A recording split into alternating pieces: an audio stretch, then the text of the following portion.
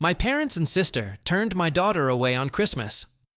No room at the table, they said, so I evicted them from the $250,000 home I paid for. At Christmas, I was working a double shift at the emergency room. My parents and sister informed my 16-year-old daughter that there was no place for her at the table. She had to drive home alone and celebrate Christmas in an empty house. I didn't create a scene. Instead, I took action. The next morning, my parents discovered a note at their door and screamed. On Christmas Eve, I arrived home about 11:45 p.m., completely exhausted. I'd done compressions on a man who claimed he was simply fatigued. He was also blue, that type of change. So when I spotted Sophie's boots near the entryway, my initial assumption was that someone was bleeding.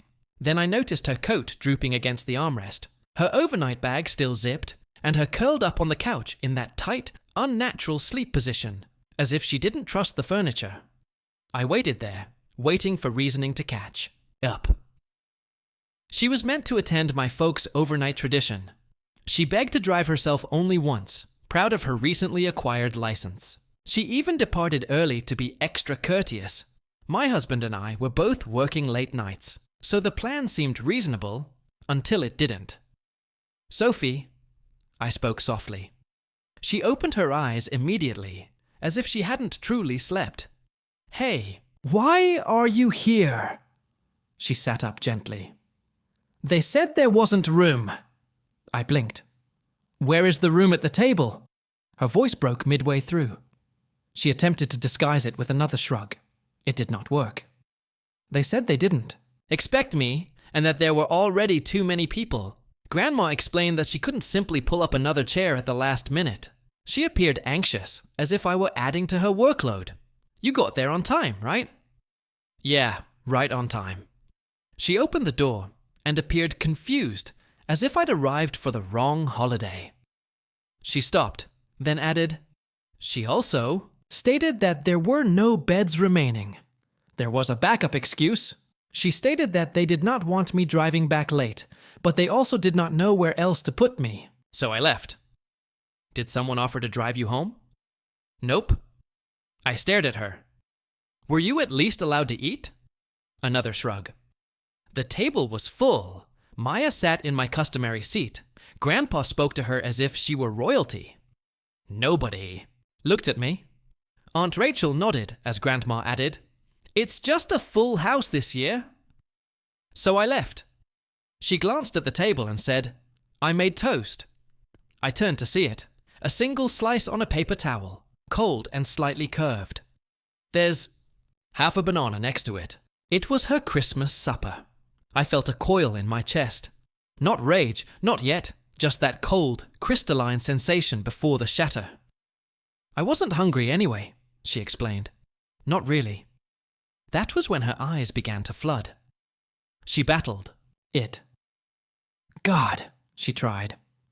She looked up, blinked hard, and bit her lip, as if she could chew her way out of the emotion. They made it seem like I'd imposed, she said quietly. Like showing up after it was planned was rude. And then she cried quietly and slowly, like a faucet that won't turn off. I was going to bring a pie, she said, but I thought they'd have enough food already. I sat next to her and placed my arm around her shoulders. She leaned forward without hesitation, as if she was supporting herself out of hate. After a time, she wiped her nose against her sleeve. I know they don't like you, she told me, but I thought. She cut herself off. You thought you were just the kid, not part of it. She nodded. They didn't even say it meanly, she explained, just as if it was a practical matter, like I was a folding chair that they didn't have room for. I did not go to bed right away. I sat in the kitchen, looking at her still zipped bag. She wrapped it so carefully, chose the clothing my mother mentioned she loved, and brought a small tin of cookies she prepared herself. I opened the refrigerator. There was nothing spectacular there. We had not prepared a backup Christmas. Why should we? We trusted them. That's the part I couldn't get over. Not the chili cheese toast or the scarcity of food. Not to mention that she drove home alone. In the dark. They looked her in the eyes. This sweet, uncomfortable, brave girl who arrived on time with cookies and a smile and said with 28 people inside, "There's no room for you." They did not mean no room. They were referring to someone other than you. The next morning, my spouse arrived home. Sophie was still sleeping. I informed him what had happened. He stood there for a long period before saying, "So what do we do now?" I didn't respond. Not yet, but I already knew, because there's turning the other cheek and then turning down a 16-year-old who simply wants to be included. They picked the latter. I didn't create a scene. I took action instead. The next morning, my parents discovered a note at their door and began screaming. I don't recall the first time I was nicknamed the Weird One, probably before I understood what the term meant. When I was 6, I discovered a dead bird and asked if I could dissect it. Not to be creepy, but I wanted to know how it worked. My mother smacked the kitchen counter and asked, "Jesus, Emma, what is wrong with you?" My sister Rachel screamed and informed everyone that I was attempting to build a zombie. I was grounded for scaring her. That kind of established the tone. I adored anatomy books, wanted a microscope for Christmas, and inquired about blood flow during supper. At school, I was the one who raised her hand. In my family, that was enough to get you dubbed a show-off. Nobody else attended college. Most did not complete high school on their first try. I was the only one who studied during the commercials. By the time I was 12, my father had started joking, half joking, that I wasn't really his. "Too odd to be mine," he'd say. Then he would laugh. I once overheard him arguing with my mother while they thought I was sleeping. He inquired whether she had ever cheated on him, saying he had always wondered because I didn't resemble anyone in the family. I didn't get much sleep that night, never inquired about it, still have not. By high school, Rachel had mastered her position as the golden kid. She was noisy, likable, average in school, and an expert at spinning every failure into a narrative people adored.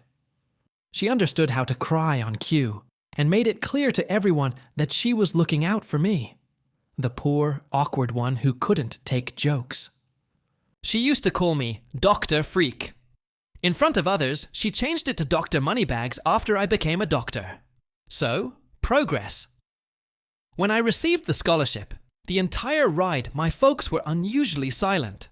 There was no celebration, no hugs. My mother inquired as to whom I expected to marry, as men dislike women who appear to be wiser than they are. I told her I might marry myself. She did not laugh. They did not give me a penny. I waited tables in medical school, performed shifts no one wanted, and returned home with painful feet and burnout in my bones. Meanwhile, my family believed I was living a dream. They made no visits. Years later, following my second residency, I landed my first steady job, which made me feel like I wasn't drowning. My husband and I met during an overnight shift, very romantic if you consider shared tiredness charming, and finally relocated to a place where we could afford more than instant noodles. And that's when the calls began. Can you help with the electricity bill? Can you co-sign the lease? Can you speak with a doctor friend regarding Uncle Pete's back lump? I did everything I could, most of it without hesitation. When my parents approached retirement, far too soon and with little savings, I stepped in.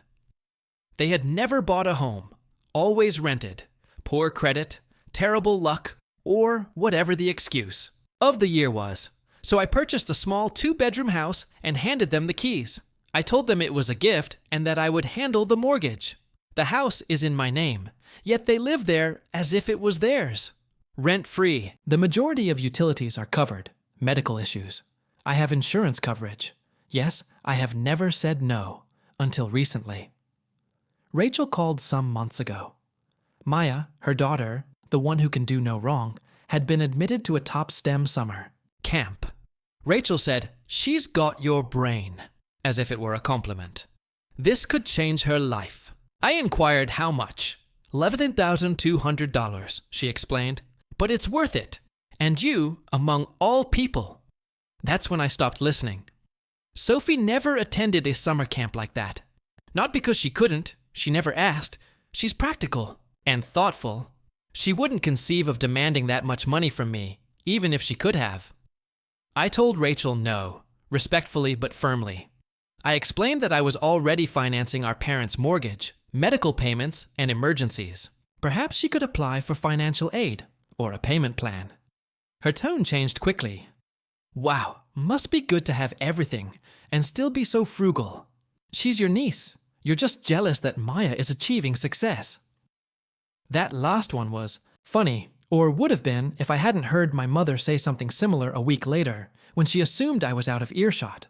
Apparently, I was holding Maya back, just as I had always done with Rachel by being the brilliant one who made everyone else look awful. You already know this since you exist. I didn't resist it, explain, or justify. I simply said no, and I intended it. This was 3 weeks before Christmas. Sophie was pleased to attend Christmas dinner and claimed she felt grown up being trusted to drive herself. She packed an overnight bag and even wrapped small gifts for her younger cousins. I told her I would see her in the morning and asked her to text me when she arrived. She did. Everything appeared perfect. Hours later, I walked through our front door and realized the fine had seemingly been canceled. Sophie looked up from the couch with a weak smile saying, "Please pretend this isn't a disaster."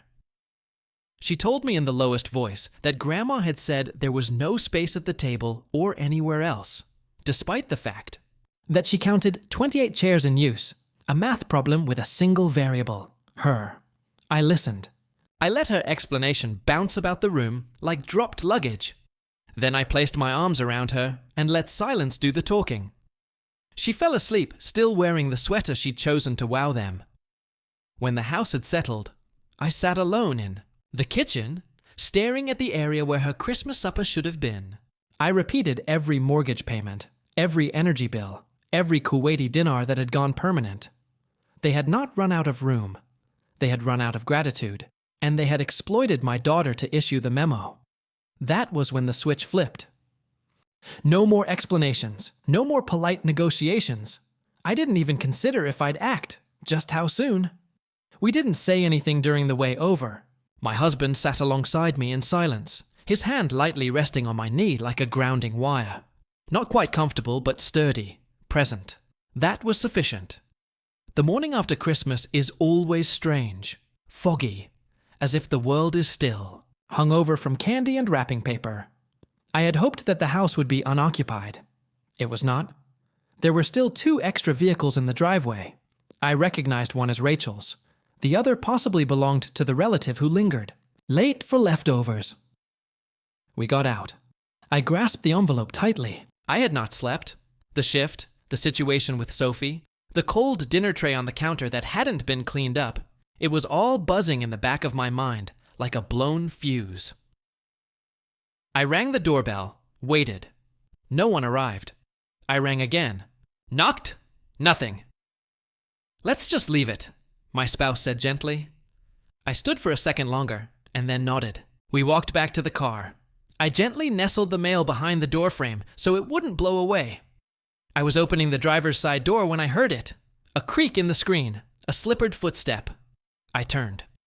My mother strolled out, wrapped, in one of those fuzzy robes she always wore around the holidays, the ones she used to brag about obtaining at 90% off. She bent down, picked up the letter, opened it, and began reading. Her expression turned blank, then pale. Then she shouted, "David!" Her voice crackled like a broken wire. "David, get away of here! She is throwing us out!" My father appeared, at the door, dressed in the clothing he wore yesterday. "What the hell?" Rachel followed, still dressed in her Christmas jammies and cradling a mug as if she expected a nice morning. "What is going on?" My mother turned and pointed down the driveway as if I were a stray animal who had just urinated on her porch. "You ungrateful little..." We hopped in the car and drove away before I could hear the entire sentence. It didn't matter. I know the best hits. My phone was already vibrating when we arrived home. I ignored it. Then it buzzed again and again. The 6th time, I picked up. "How dare you!" my mother shrieked. There was no hello, no pause, and no attempt to show sympathy for Sophie. "You've lost your damn mind." I held the phone away from my ear. I could still hear my father yelling in the background. "If you do this, you're no daughter of ours," he yelled. They did not ask why. They made no inquiry into what had occurred. They did not even mention Sophie. Not once. I hung up. They kept phoning. Rachel began texting. I believe one message literally stated, "This will ruin your reputation.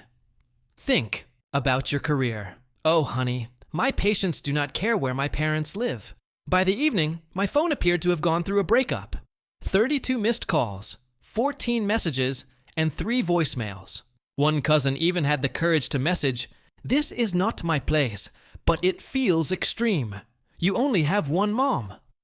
I did not respond to any of them. The next morning, there was a knock on the door. I peeked through the peephole. Of course, it's my mother. She was standing on my porch in the same fuzzy robe, carrying the eviction letter, which was wrinkled and moist from being squeezed for 2 hours. I opened the door but did not welcome her inside. She did not wait. "Are you really doing this?" she hissed. "After what we've done for you?" I let that sit for a moment, then I gently asked, "You mean the house I bought for you?" "Which bills did I pay?" "I arranged for health insurance because your Medicare did not cover your blood pressure medications."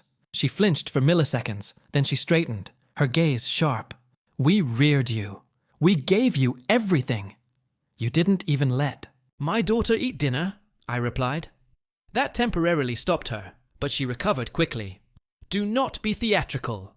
We did not have enough chairs. There were 28 people there," I explained. "Even a neighbor." Her lips were squeezed tight. "I didn't send that letter to be cruel," I clarified. "But if you think you can treat Sophie like she's disposable—" "Oh, for God's sake," she exclaimed, suddenly enthusiastic again. "Stop acting as if we are monsters. You are the one pulling your family apart due to a misunderstanding, and now you're threatening your parents." She held up the letter as if it were evidence in a trial. Then, and I swear this seemed like theater, she ripped it in half, just stood there and tore it down the middle, as if it would nullify the judicial process. "There," she said. "That's finished now. If you want us to forgive you, pay for Maya's science camp and stop throwing this foolish tantrum." She smiled as if she had just fixed everything. I didn't say anything, because I sensed they weren't taking me seriously. Not for 1 second.